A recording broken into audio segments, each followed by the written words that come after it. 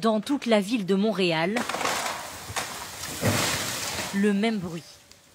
Celui du craquement des branches recouvertes de gel qui finissent par casser.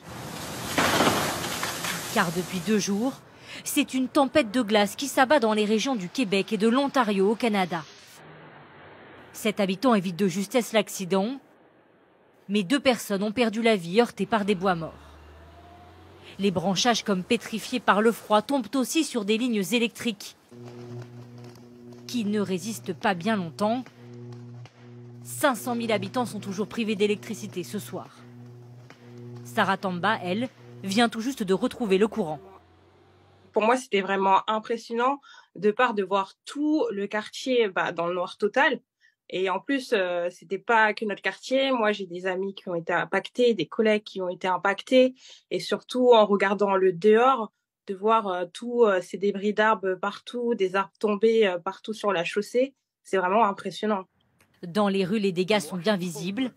La glace a fait plier ces arbres. Brisés par le froid, ils se sont écrasés sur des dizaines de voitures.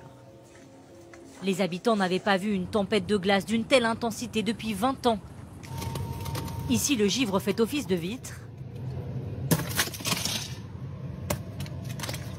Là, c'est l'ensemble du mobilier urbain qui est recouvert par une pellicule gelée.